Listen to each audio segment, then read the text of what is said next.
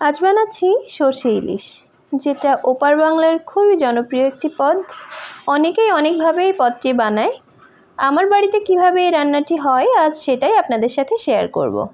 প্রথমে আমি 4 পিস মাছ নিয়ে নিয়েছি। মাছটাকে নুন, হলুদ আর তেল দিয়ে ভালো করে মেখে নেব।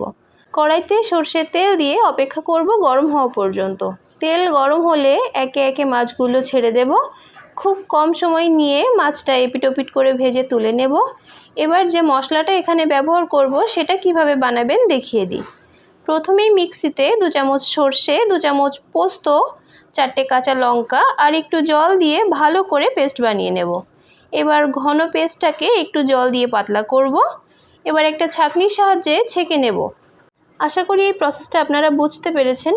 মাছ ভাজার কড়াইতে ফোড়নের জন্য কালো জিরে ও কাঁচা লঙ্কা দিয়ে একটু নাড়াচাড়া করে যে মশলাটা বানিয়ে রেখেছিলাম সেটাই এর মধ্যে দিয়ে দেব। এবার স্বাদ মতো নুন আর হলুদ দিয়ে মশলাটা একটু কষিয়ে নেব।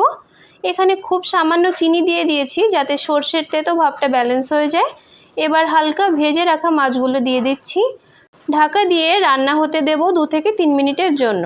ঢাকা খুলে মাছগুলো উল্টে আবারও 2 থেকে 3 মিনিটের জন্য ঢেকে রান্না করব।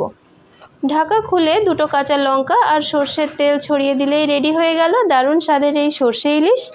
বাঙালির পাতে যদি এরকম স্বাদের সরষে ইলিশের এই পদ থাকে তাহলে কি আর অন্য কিছু লাগে বলুন। আশা করি ভিডিওটি আপনাদের ভালো লেগেছে। ভিডিওটি ভালো লাগলে অবশ্যই আমার চ্যানেলটিকে ফলো করে নেবেন।